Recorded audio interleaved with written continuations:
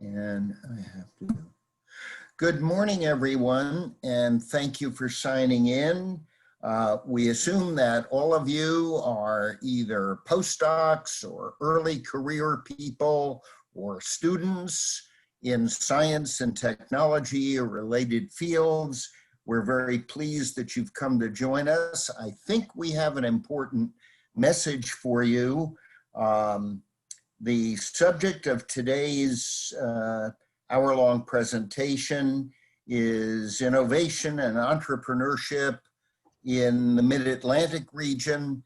The Mid-Atlantic region is a 5-state region: Maryland, Virginia, Delaware, Pennsylvania, and West Virginia. And what do we have to say about the Mid-Atlantic region? Because it's something you may not have thought a great deal about.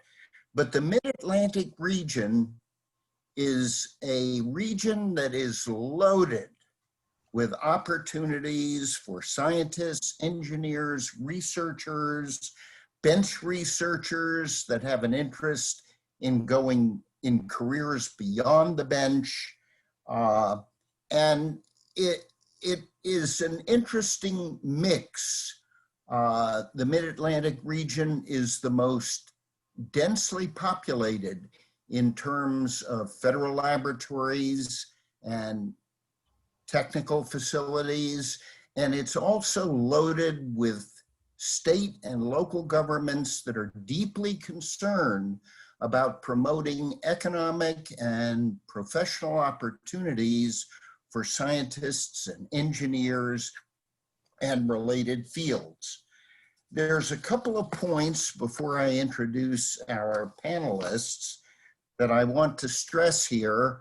And for those of you who tuned in yesterday to our presentation, you heard these themes time and again. There's 5 of them. Once you get finished with your fellowships, with your postdoc opportunities, with your short-term research activities, you're going to be looking for more permanent career situations. Some of you will stay with the bench.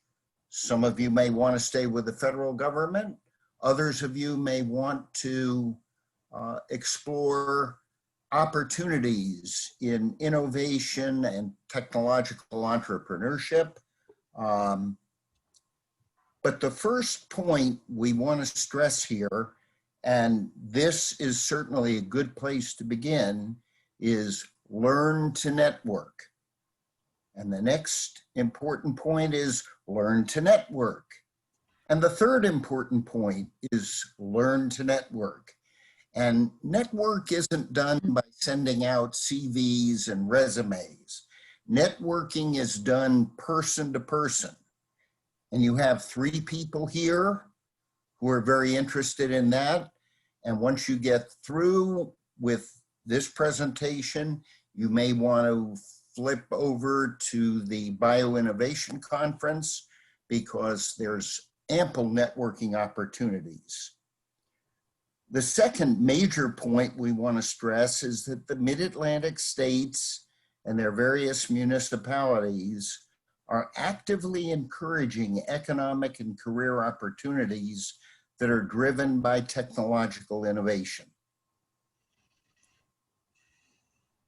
And the opportunities are growing rapidly in this area.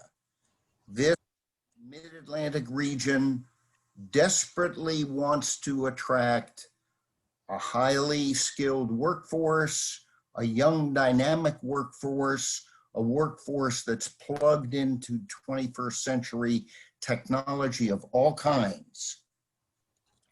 And finally, believe it or not, this area, this Mid-Atlantic region, has world-class academic institutions that you can rely on for further training or you can rely on for collaboration. And I see we've had John Holden from Stafford County, Virginia, who has just logged in. Hello, John. So what I'm going to do is introduce our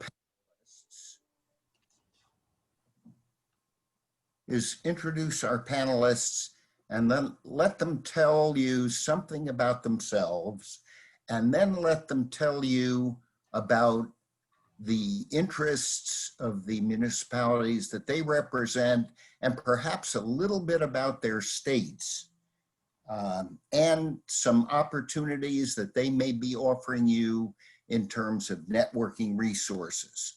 Who shall I start out with? Ladies first. Rebecca Stein from Erie County, Pennsylvania. That's correct, yes. Hello, everybody. I'm Rebecca. A little bit about myself. Most recently, I actually came from what's called the Erie Innovation District, where I served as Vice President of Ventures. So it gives you a little insight and just a tiny bit on what we're doing here. I currently work for the Erie County Redevelopment Authority, where I head up different special initiatives, which is anything from federal funding to other grant opportunities and working in economic development.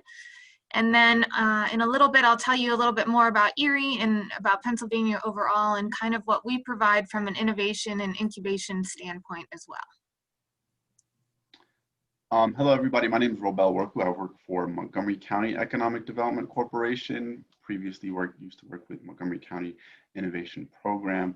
I primarily focus my efforts on economic development initiatives that have a lot to do with entrepreneurship, innovation, a lot to do with attraction of companies to Montgomery County, retention of companies in Montgomery County, and just kind of being the network guide or convener for a lot of the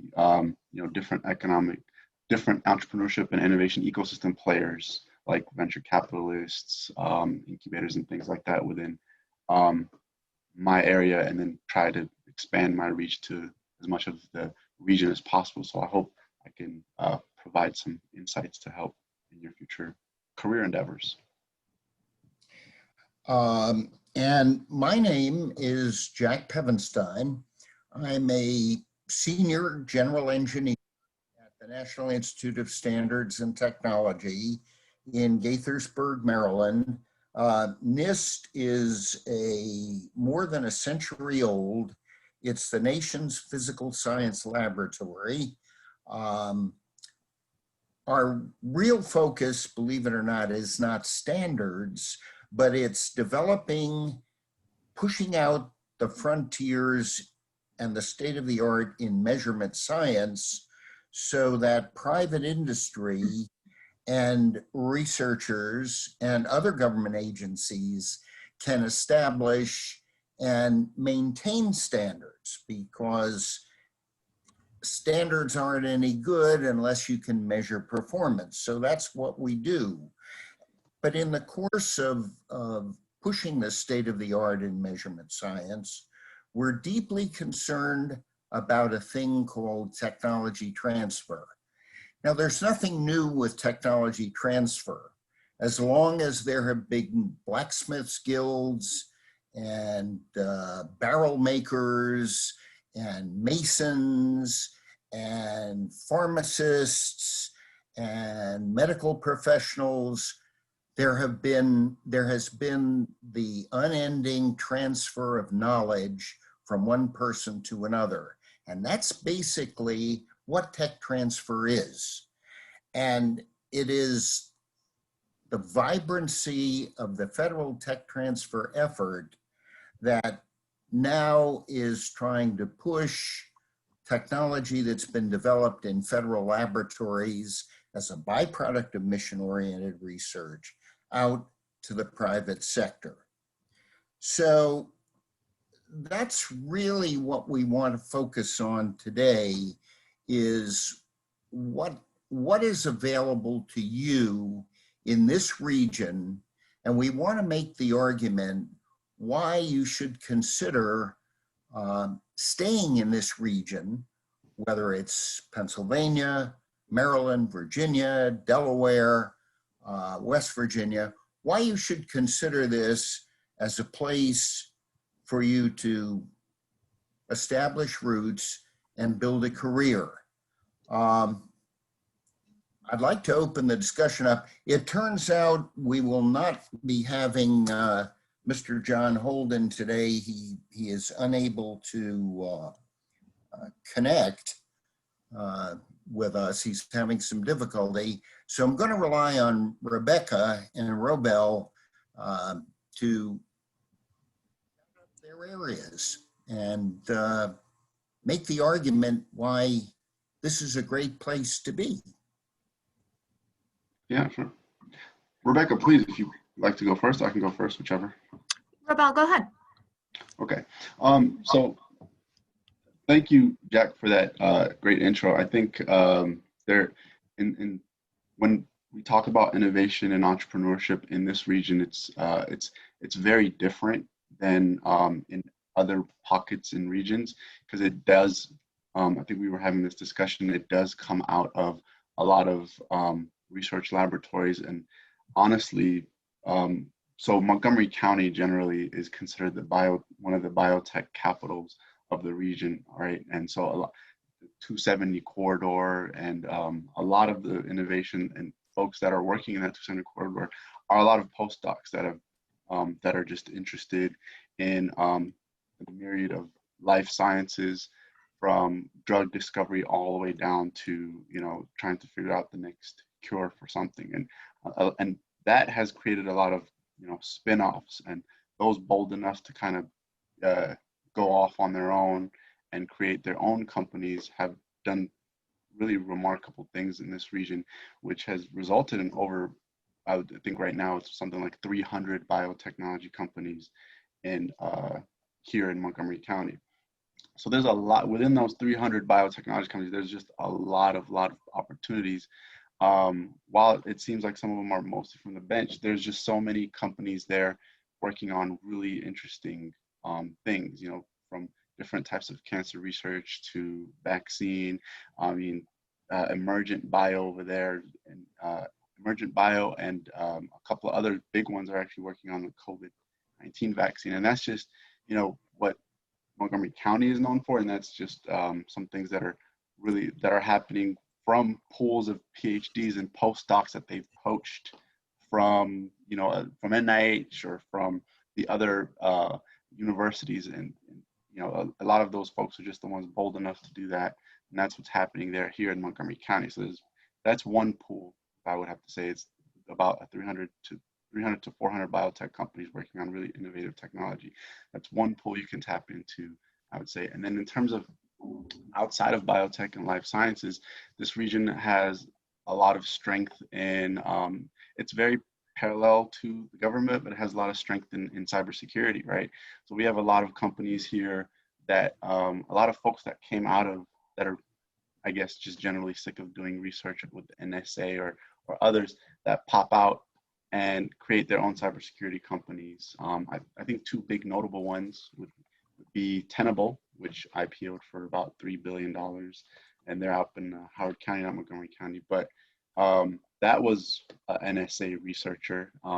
There's a Fidelis Cybersecurity, but that was also an NSA researcher. These are just, you know, folks that have just done with the research element, and they just wanted to carve their own stone, if you will. And so a lot of these innovations are happening with folks that are of the makeup of what I assume the attendees to be, that are just bold enough to try to charge through, grab a couple guys and go after, whether it's the just ridiculous amounts of government funding that's out there to kind of go towards that, or the amounts of the state support out here, because the state and the county is very aware of how innovation usually occurs around here, which is folks that are popping out of these agencies to, you know, carve their own way.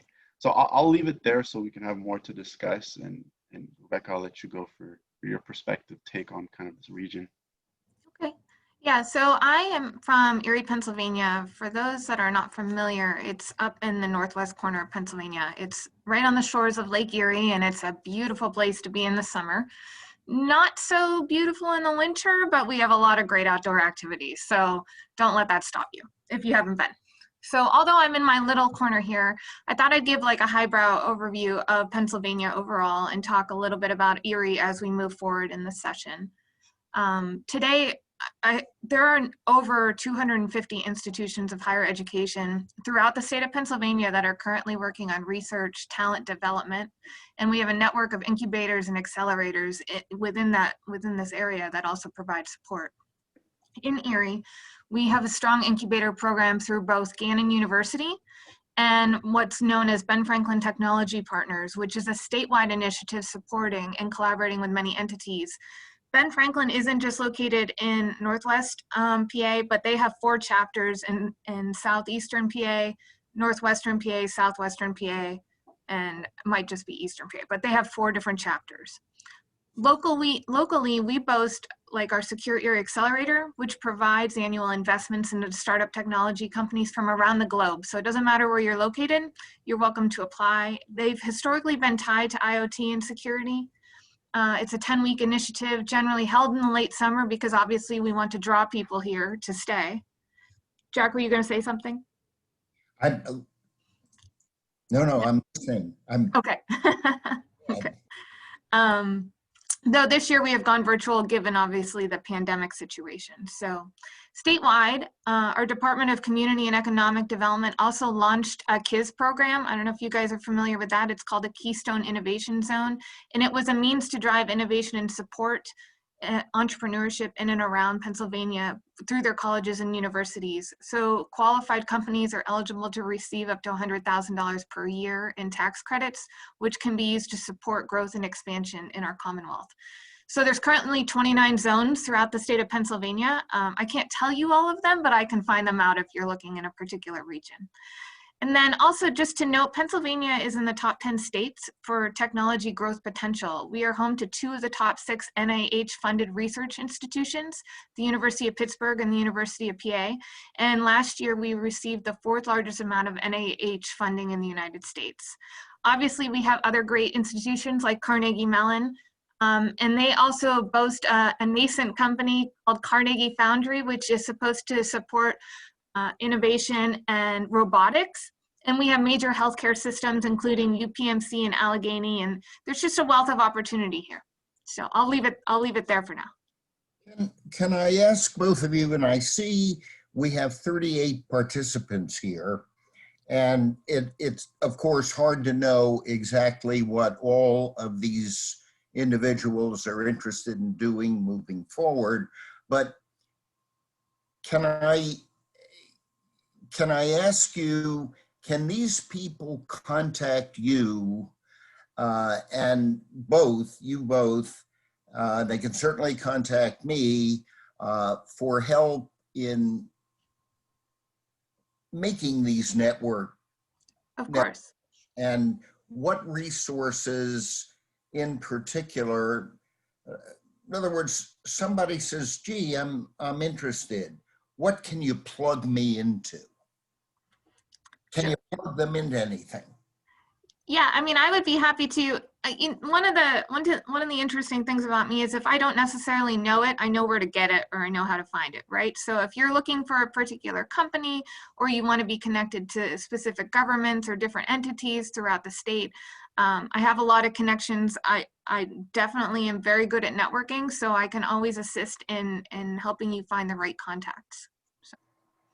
Yeah, and in the same vein, exactly as Rebecca said, here in the Montgomery County region, basically the same for me. If you reach out and you do want to be connected to particular companies, routinely we do, if we've talked to that company and trying to help them expand, or if we've talked to that company with anything really, we generally keep a good relationship with most of these companies.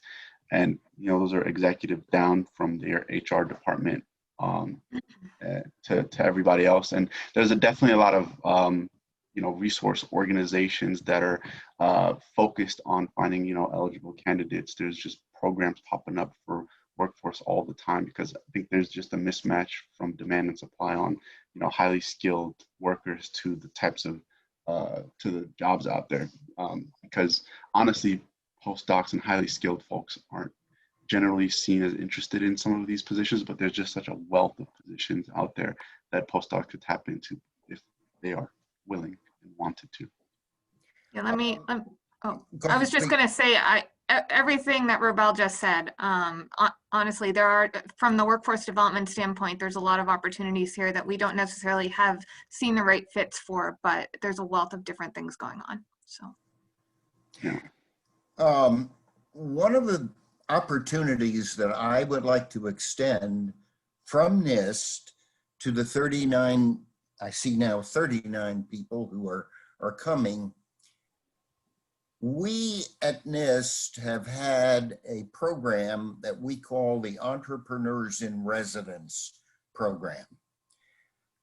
We have 3 people who have had extensive experience in all manner of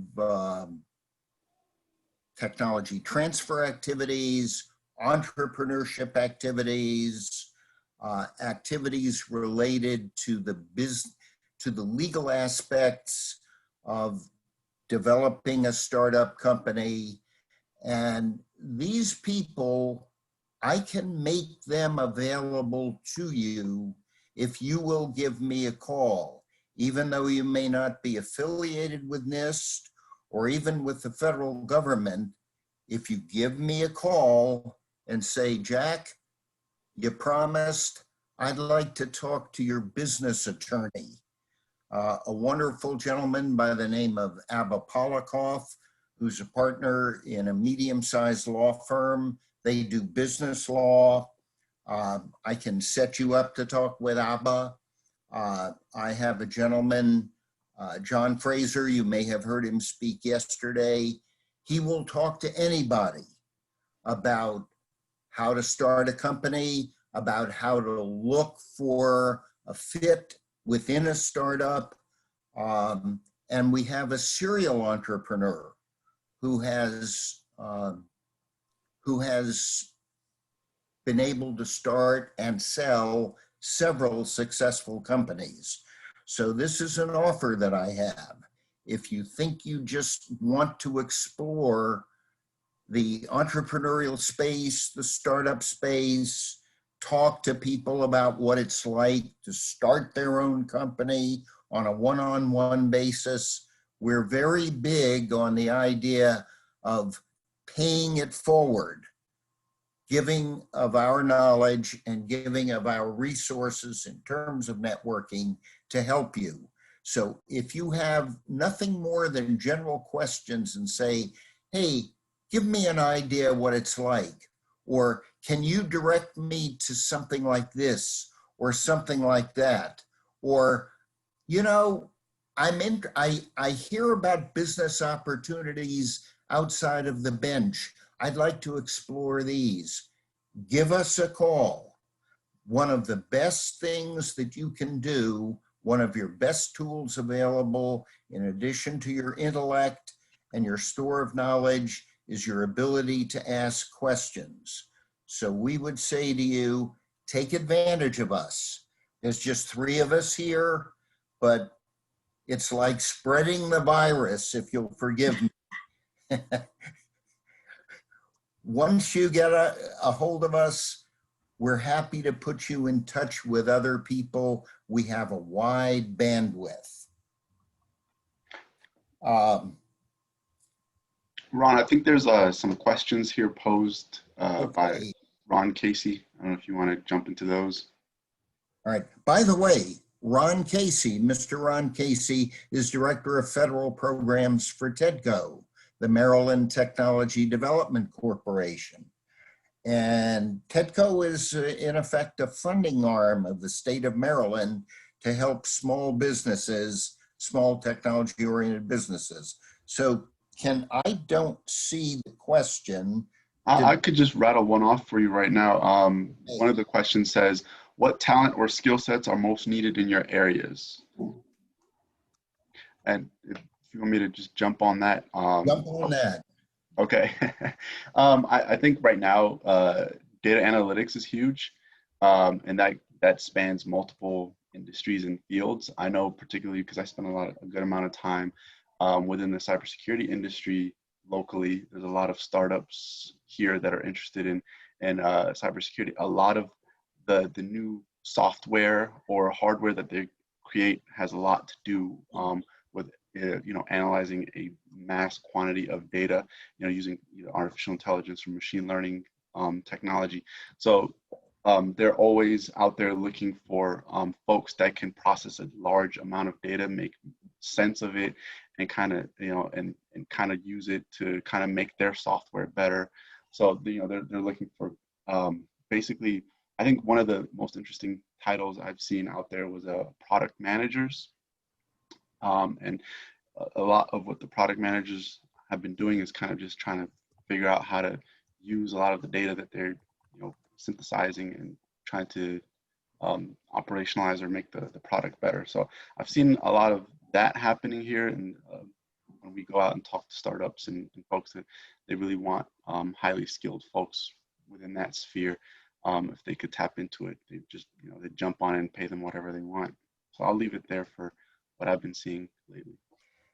Go ahead, Rebecca. Did you have something? Oh, I was just going to add on to that from the Pennsylvania standpoint, if you want me to go ahead. Or okay, so yeah, I mean, just to kind of mirror that, I would say there's a lot of opportunity in research and development and also data analytics. We're really home to cyber, especially up in the northwest corner of Pennsylvania. Gannon just launched what's called the iHack, which is part of their university. So I know that's growing. Erie is also home to Erie Insurance, which is a Fortune 500 company. So there's InsurTech, and they're always looking to invest in companies that might be relative to what they do. And then manufacturing is key here. It used to be GE Transportation until Wabtec bought it, but there's a ton of opportunities that they're ever looking to expand and grow, just given the nature of where we're located and the resources that we provide. We tend to be a driver for those types of things. Thank you, Rebecca. I noticed a question that popped up. Somebody has an interest in the black arts of technology transfer and how to get involved in that. Well, I think it's worthwhile. I'm going to give you my take on technology transfer and why I think it's important and how it moves into other fields related to technology entrepreneurship. The term technology transfer isn't new. It's been going on for centuries, as I've said before. Blacksmith guilds, carpenters guilds, coopers guilds, masons, physicians, pharmacists, all kinds of disciplines that satisfy the wants of a society required the never-ending transfer of technical knowledge from one person to another, from one generation to another. It's an important skill, and believe it or not, it's not a skill you have to go to school for. You've been involved in it. You've been involved in it from the time you first started writing a paper in college. Tech transfer is a process that goes on and continues to go on, starting from bench research, through problem solving, through business, through marketing, through the general acceptance of problem solving techniques by a community of professionals.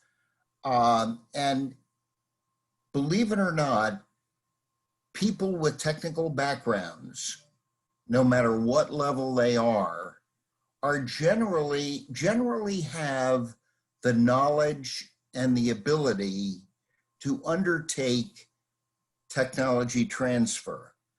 And when we talk about technology transfer, we're not only talking about simply the transfer of knowledge from one party to another, we're talking about the marketing of the knowledge. We're talking about the ability to take technical knowledge and make people aware of how that can solve problems to better their lives. Now, every federal laboratory, and there are some 330 of them throughout the country, is required to have a technology transfer office. And the Federal Technology Transfer Mission is mandated by a number of interesting federal laws. It's virtually impossible in a short period of time like we have now. But again, if anyone wants to give me a call, I'll be happy to sit and talk to you about opportunities throughout the federal government and to direct you to companies that are interested from a marketing standpoint in what we call technology transfer. So I would encourage you, I'm available, it's part of my mission, give me a call and we can discuss your particular interests. And once I hear these interests, I can direct you to what I would consider to be places where you may have significant career opportunities. So let me hear from you. Jack, I want to just point out that Ron here put a really good resource here. The Foundation for Advanced Education and Sciences, FAES, by NIH offers graduate level tech transfer classes. So I didn't want that to go unnoticed. Thank you, Ron, for throwing that in there. If you know a little bit about it, Jack, I'm not familiar, but please go ahead. NIH for many, many years has had this FAES, Foundation for Advanced Education in Science. And as Robel said, and we were reminded by Ron Casey, NIH offers at a very reasonable cost world-class instruction in a variety of scientific and technical fields, including technology transfer. I don't immediately have the links, but if you'll Google NIH and put in FAES, F as in Frank, A as in Apple, E as in Echo, S as in Sierra, FAES, you will literally see the course offerings. And they're interesting, they're taught by world-class people, and it's a tremendous, tremendous resource. In some cases, you'll find courses there that you wouldn't find in some of the top universities. Yeah, So, I think Rebecca just put it in the chat. Thank you, Rebecca. Yeah.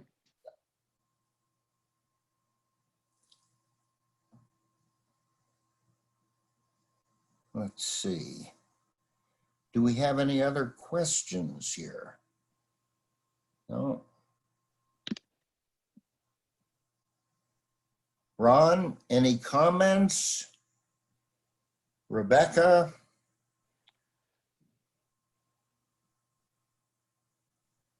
Well, let me, So one of the questions is, one of the problems that I have encountered in trying to apply to research and development positions, oh, I just lost it, as a senior postdoc, is that I'm too senior to apply to entry-level positions in the industry, but don't have the knowledge to enter into positions of my level of expertise. What would you recommend to do? Robel, I don't know if you want to tackle that first. Let's see. I have an opinion, but I'm going to go last. Oh, Okay. okay. Let me read it one more time. Research development position to apply at industry, but I don't have the knowledge to enter into a position of my level of expertise. What would you recommend to do? So I guess, yeah, I mean, there are organizations where there's like I would reach out to organizations looking specifically for postdocs. There, there are several organizations looking for mid to high level folks that are trying to connect them to the right opportunities. I think those would be my first go-tos, is try to find those there's a lot of nonprofit organizations. I think it was mentioned here, this is kind of a huge concentration of areas of PhDs and postdocs. So naturally organizations like that pop up. So that would be my first attempt at trying to penetrate into penetrate it a different way. And then the other thing is in trying to see how what you're doing, or what your research is, or what your doctorate degree or field, what you specifically can translate that into, right? So earlier I was talking about product manager in a cybersecurity firm. That could be that would be mid to high level folks in there. There's folks that are looking for business development managers for startups, and a lot of startups and a lot of new companies are looking for business development managers for their products, right? And that could be selling the product or improving the product. So there are just a myriad of ways where you could try to figure out how you can see what your interests are and what your field is, and then try to kind of find the parallel position, and then try to attack the market with these kind of different little buzzwords through that, and try to find the mid to high level career spots. That's how I would approach it from that angle. And then obviously folks like us who are interacting with companies all the time that are looking for folks like you, because there's kind of a gap between those two bridges, and we try to be those folks to try to fill those gaps. The only thing I would add to that before Jack goes on is just that, which just a small bit. It really I believe it kind of depends on what you're willing to do, right? If you, I mean, obviously I know what it's like to be in a senior position and you think you're too senior to apply for entry level, but if it would broaden your background and expertise, is it something you're willing to kind of take a step back before you take a couple steps forward, in order, if it's in an area that you aren't too familiar with? It's just one of those things that I consider every time I look at a career move, or to try to broaden my knowledge base into anything. So, I mean, obviously everything Robel said makes perfect sense, but it also just giving you more of a less linear thinking about it. So.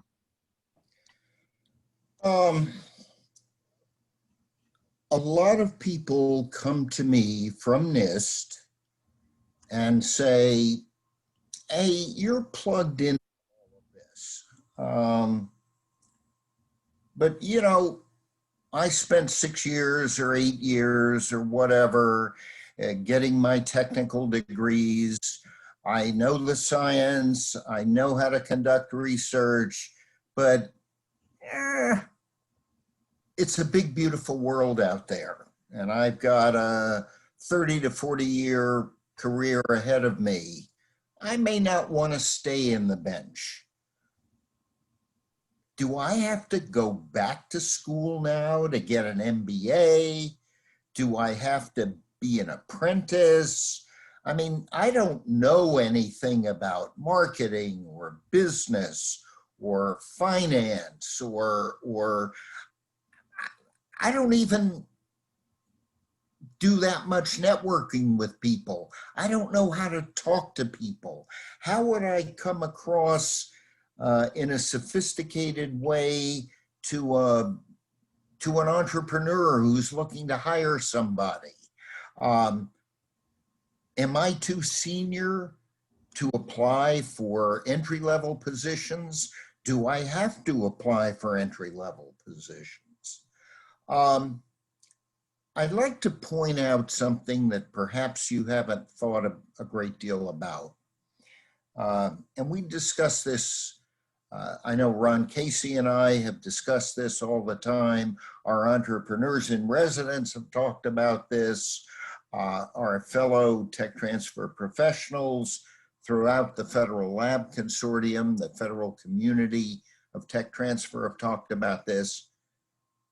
It is amazing the skills that you have developed that you may not even know exist inside of you as a result of your graduate and professional training.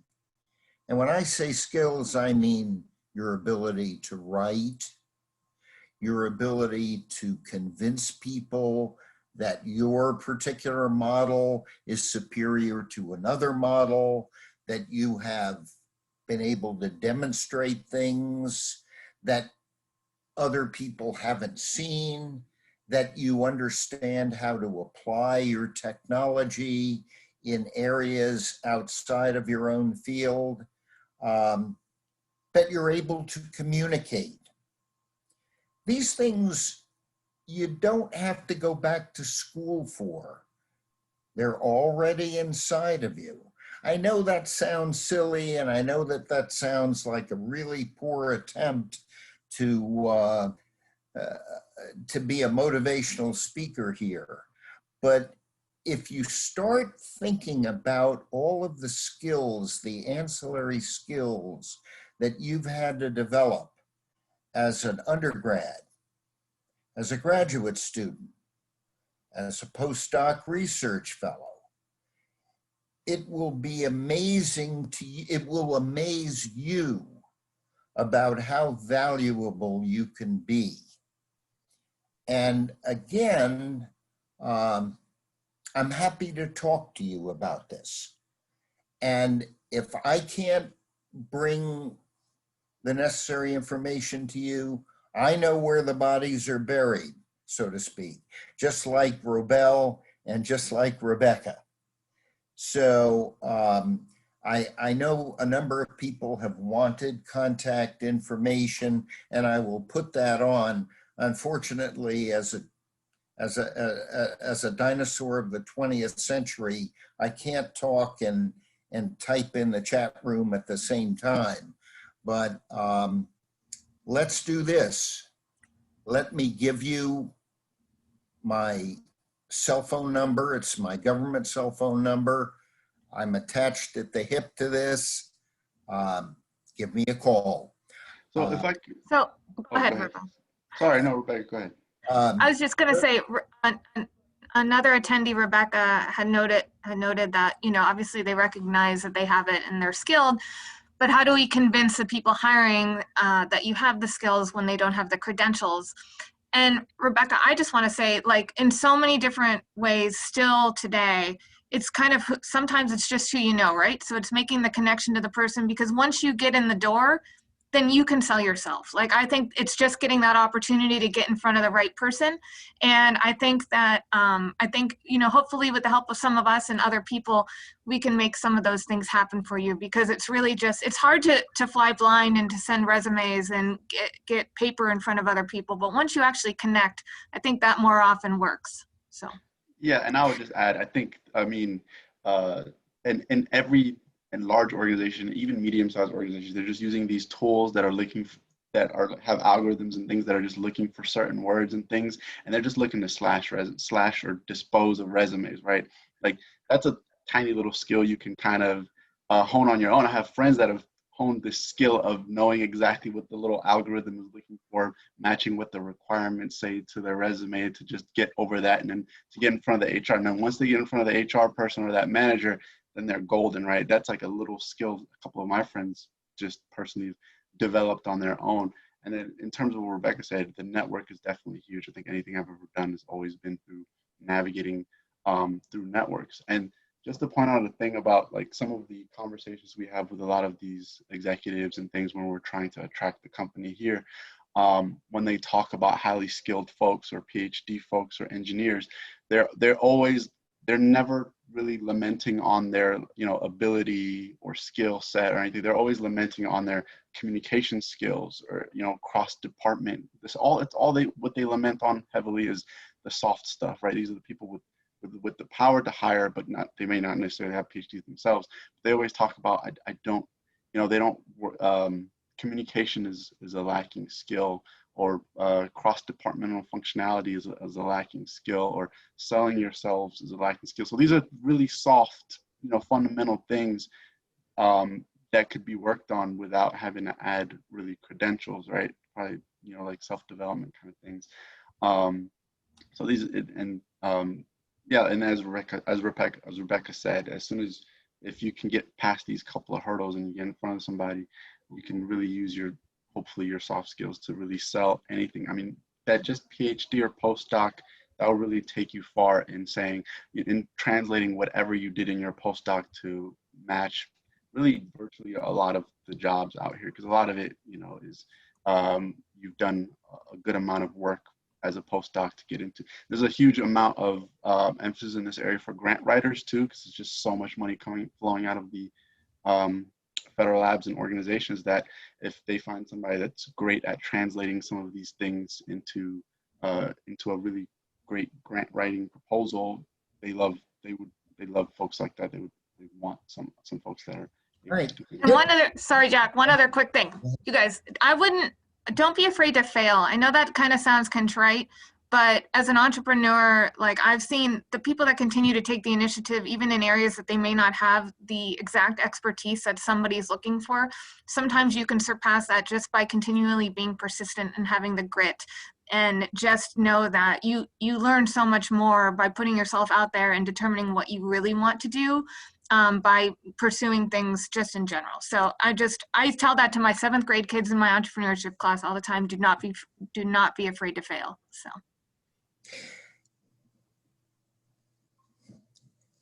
I see 36 people here. Okay. How many of you can go to somebody you don't know and tell them about you in less than 5 minutes? Think about go through the exercise, even if you don't have somebody to talk to.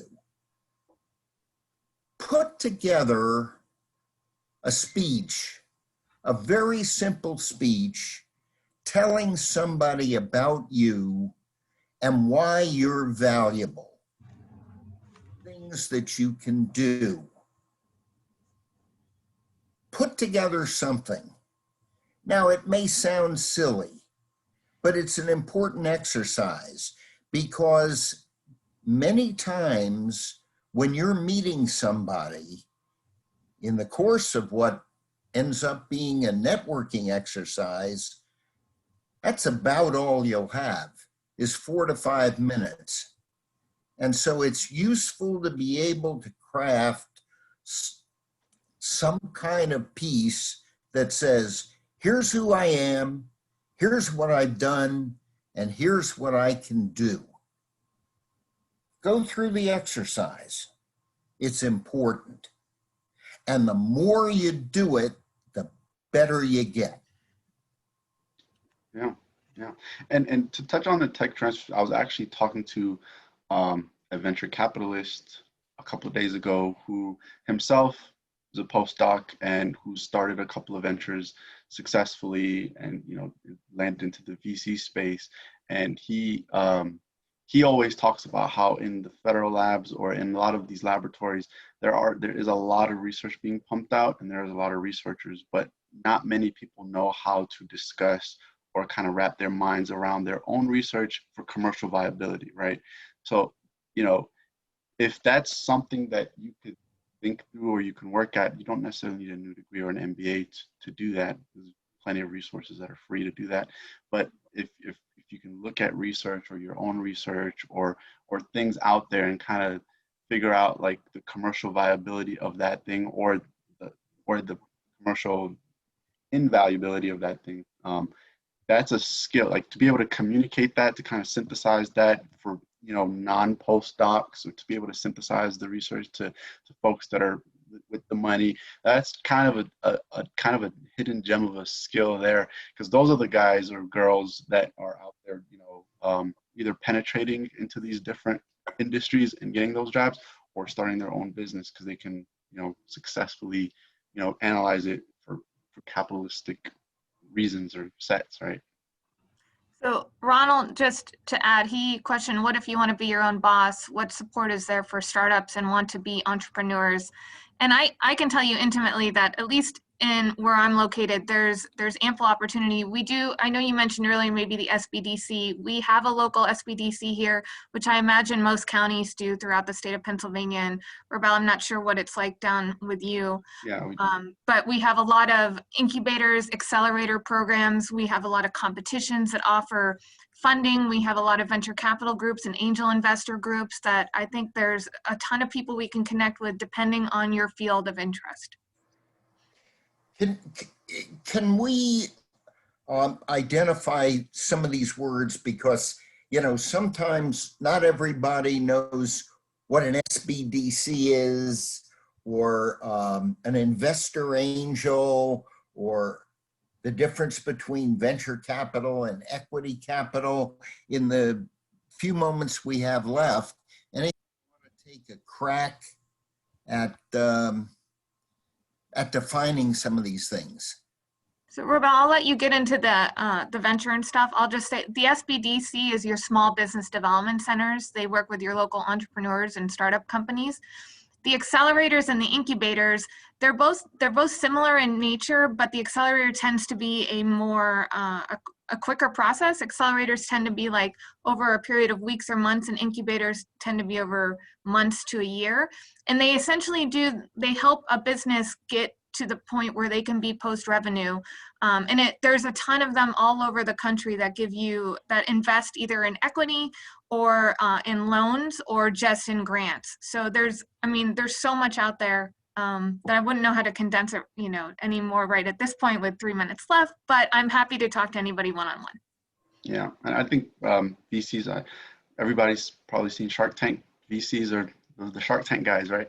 And angel investors are basically folks, wealthy individuals or organizations or groups of organizations that put money into the business for an equity stake in the business. I think, and there's quite a bit of them here. The difference between the venture capitalists here versus the West Coast, I would say, is that the venture capitalists in this area like to see a little bit of revenue before they invest.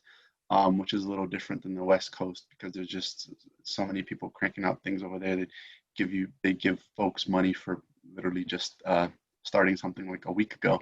So that's the only difference between here and there. And there is a lot more appetite here for folks doing, advanced research type of startups. Actually, a lot of California investors invest here, Maryland, Boston, Virginia, for a lot of biotech firms doing a lot of interesting things. Whether it's, I think there was some folks doing research on pap smears, new way to do pap smears. There's just so many, if you dig through, there's just so many different types of organizations and researchers working on really interesting things that have gotten venture capital backing. I think we very much come to the end. Just in case I don't manage to get my information on there, let me give you my phone number. Get a pencil, copy this down. I'm always available.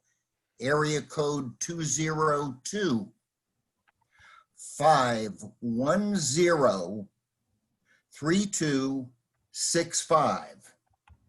In this age of working at home, the phone's always there, and I'm sure I'm going to start seeing strange phone numbers. So instead of deleting it, I'm going to answer it. Also, email me at, you see my name up there, .Pevenstein at NIST.gov. Also, I see a number of people shooting up the line here saying they want to join my LinkedIn. As soon as I get off, I'm going to get on my emails and accept everybody. God help me. Yeah, also very open to connect. So in the same manner. I think my information is in that chat box there. So open to connect, please reach out, and I'll do my best to connect you. Likewise. All right. One more thing. I saw somebody who said want to be their own boss. I've had some limited experience of that, but we also have at NIST, and you may have heard these people talk yesterday, John Curry, Javier Atencia. We have a few other people who have left the bench and actually started successful small companies. I can plug you into these people and they're happy to talk to you. You want to talk to somebody with venture capital experience, one of my entrepreneurs in residence, Abba Polikoff, is a business attorney, and he also runs a small venture capital firm. So he would be happy to talk to you.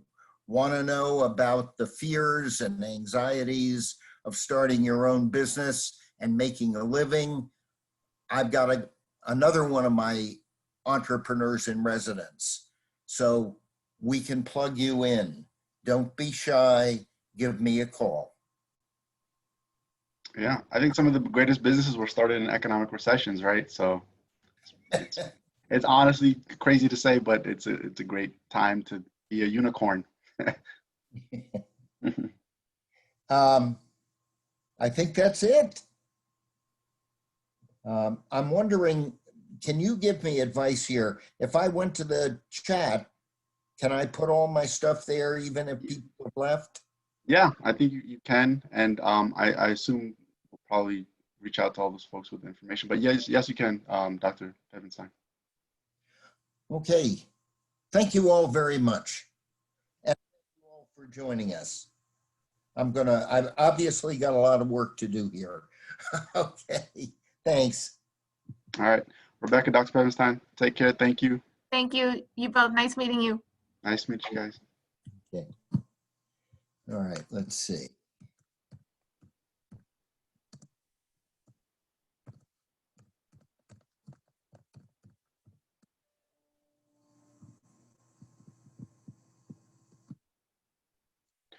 Dr. Pemberstein, would you like me to make you the host so you can continue writing, or? Yeah, I better, because otherwise I feel very uncomfortable about this. Yeah, and then I can, okay, excellent. Thank you, guys.